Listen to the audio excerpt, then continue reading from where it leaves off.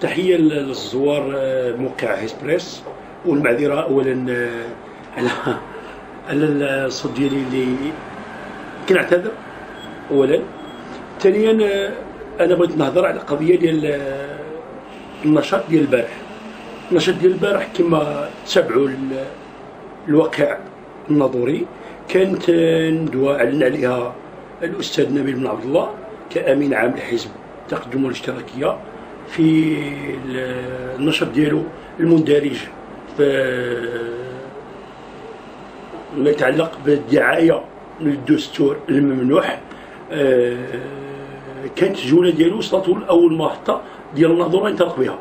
حنا تلقينا دعوة كمجتمع مدني، أنا كفاعل جمعوي عبد الرحيم فوزي أحضرت بدعوى أنه استدعى السكينة ديال الناظور بدعوى صريحة في لافتة كيقول فيها لقاء تواصلي مع السكينة حول الدستور الجديد. في الوقت اللي حضرنا بطبيعة الحال مشينا أولا باش نشوفوا الموقف ديال هذا الحزب هذا. ثانيا مشينا كسكينة بطبيعة الحال باش نتبعوا المسار السياسي.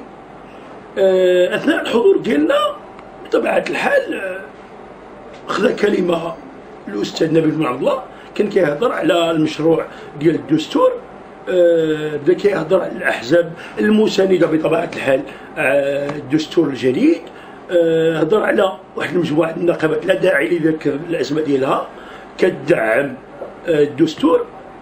وانا براسي سولته من داخل القاعه، قلت له ما موقف ديال السيديتي؟ وارتبك الاستاذ فوق المنصه قال لي انا كنمنحك 5 دقائق على اساس نختم ومرحبا تاخذ 5 دقائق. بطبيعه الحال جلست في بلاصتي على اساس انه تم الندوه، وكان نتفاجئ بطبيعه الحال اثناء الجمع ديالو صافي توا مشى بحالته. في الوقت اللي بديت كنستفسر على قضيه انه منحني 5 دقائق، قلت له من حقي انك منحتيني وما طلبت لك شيء تدخل. بطبيعه الحال قمعوني قالوا لي صافي توينا راه لقاء خطابي. قلت له ماشي من حقك، لحقاش اعتبرتيني انني مواطن مغربي وفاعل سياسي في المنطقه.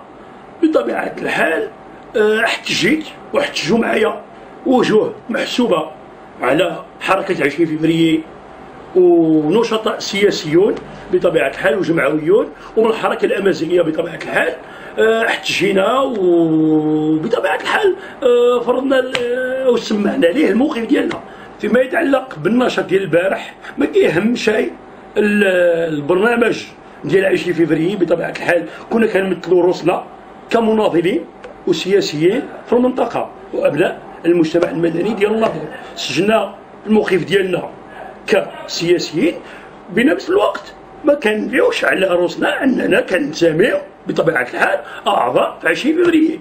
في إطار الاحتجاج ديال البارح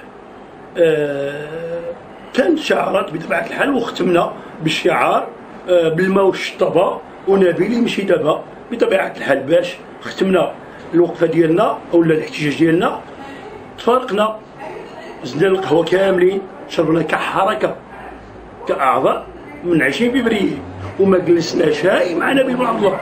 هذا كذب، وكان نحتج وكان الاحتجاج ديالي بقوه، وكان نطلبوا الى بالحق سي نبيل بن عبد الله جلس مع 20 فبراير يدلينا بالاسماء ديال هاد الناس اللي جلس معاهم.